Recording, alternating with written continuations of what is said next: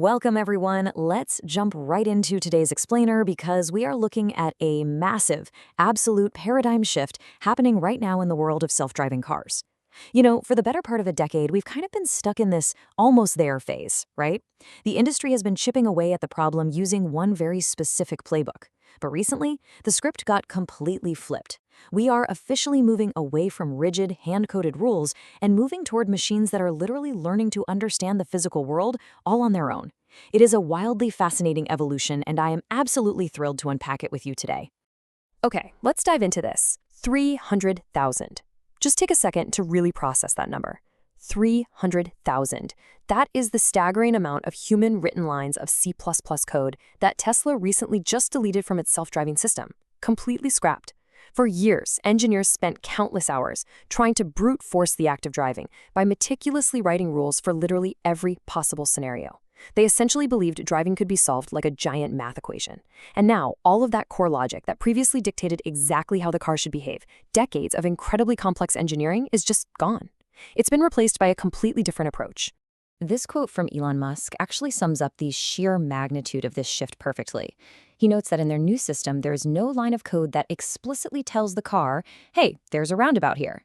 And honestly, that makes total sense, because hard-coding if-then rules for every single weird, chaotic real-world scenario, it's fundamentally impossible. Think about it. A plastic bag blowing across a dark highway at dusk, or a cyclist making totally unpredictable, erratic hand signals while trying to balance a cup of coffee. The real world is just infinitely too messy for traditional programming to anticipate the whole shebang. Which brings us to Section 1, the problem with rules, David versus Goliath. We are witnessing a massive philosophical clash right now between traditional legacy automakers and a completely new, nimble, AI-first approach that's challenging everything we thought we knew. So there is a stark contrast splitting the industry right now. On one side, you have the traditional approach, championed by companies like Waymo. They rely heavily on explicit code, extremely expensive LiDAR sensors, and these centimeter-accurate high-definition maps. But then, on the flip side, you've got the neural network approach used by companies like Tesla. This relies on a vision-only, end-to-end AI system. Instead of being programmed, the car's behavior is learned organically from millions of human examples. It's a fundamental divergence in how we even tackle the problem. And the limitations of that older, traditional, rule-based approach, well, they're becoming glaringly obvious. Sure, these systems offer really transparent decision-making, but they are incredibly brittle. They fail the absolute moment they encounter a novel situation.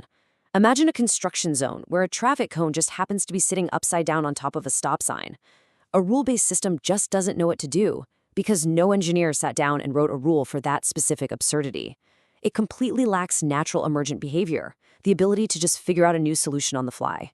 Plus, relying on HD maps means you need $100,000 sensor suites just to painstakingly pre-map cities, making it financially impossible to quickly scale to every random dirt road out there. That leads us right into Section 2.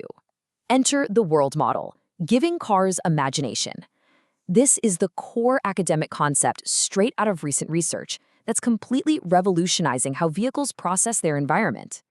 So let's define what we mean by a world model, which is also sometimes called physical AI. Simply put, it's an AI's ability to visually predict how the physical world is going to change based on its actions. It's exactly like human intuition. When you're driving and you see a bouncy ball roll into the street, your brain instantly goes, okay, a kid might be chasing that, and you hit the brakes. You intuitively understand the physics and behavioral patterns of the world. A world model is a generative neural system that lets a vehicle literally rehearse these kinds of features in its mind before it ever actually acts in reality.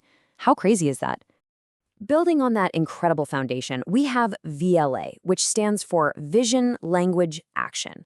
We are moving entirely away from vehicles that just blindly execute lines of code toward a single, unified brain that genuinely understands physical reality and context. And you might be wondering, wait, why is language involved in driving? Well, it's because the system can process prompts and grasp nuanced context far beyond just looking at visual pixels. It can understand a really complex command like pull over safely near the red brick building up ahead and seamlessly connect that language to the physical environment it's navigating. Okay, let's move on and see how this builds into complex decision-making, which happens in 3 remarkably elegant steps. First, the system compresses all that overwhelming raw sensor data into a neat, compact mental representation of the world. Second, It imagines the future by rolling out hypothetical scenarios in a virtual sandbox. In literal milliseconds, the car is continuously generating thousands of possible futures, internally testing out different steering angles and braking pressures. And third, it actually plans its trajectory based on the absolute safest of those imagined outcomes. A really fantastic way to conceptualize this whole thing is calling it ChatGPT for cars.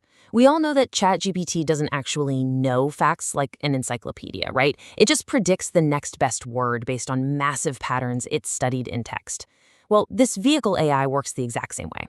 Just like language models learn to write by studying human language, this AI predicts the next best steering angle or braking pressure based on billions of human driving patterns. It just naturally figures out the unwritten, unspoken rules of the road simply by watching humans drive for millions of hours.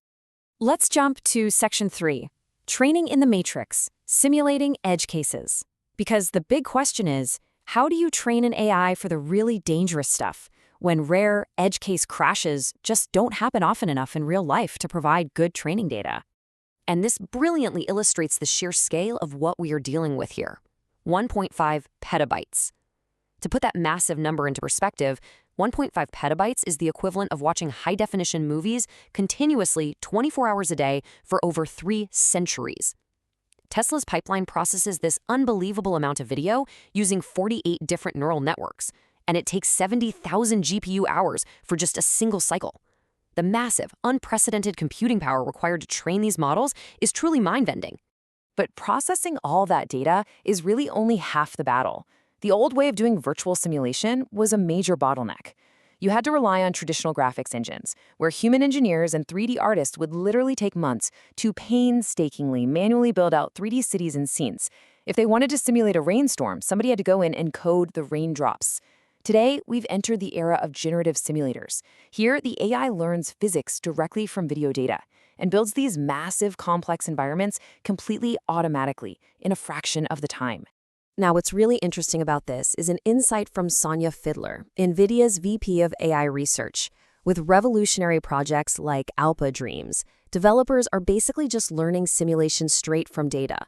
They are creating these interactive, real-time simulated worlds that aren't just static backgrounds, but dynamic environments that adapt instantly and realistically to whatever the AI agent decides to do. The power of these generative simulators is an absolute game changer.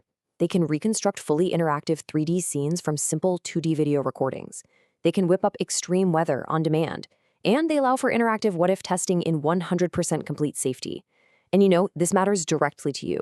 This is the exact reason why, one day, you'll be able to sit comfortably in the backseat of a car reading a book while it navigates a massive blizzard. You will trust it because that AI won't panic. It will have already successfully driven through millions of simulated blizzards before its tires ever touch real snow. Moving to our final part, Section 4, Physical AI Frontier, the ultimate endgame. We need to zoom out here and discuss where all of this is heading and the significant hurdles that are still left to clear before it's everywhere. Because, look, the tech isn't perfect yet. Handling unpredictable black swan edge cases is still incredibly difficult. A black swan event is something totally bizarre, like a massive sinkhole suddenly opening up, or maybe someone in a T-Rex costume riding a unicycle down the middle of a highway. Those are inherently hard to train for. Additionally, safety regulators are demanding transparency, and they really struggle to accept the black box nature of AI decisions, where you can't explicitly trace the logic. And eventually, these models must also learn to integrate touch, so they can deeply understand ground dynamics, and audio, so they can hear critical things like an approaching emergency siren. So, the crucial, overarching point is this.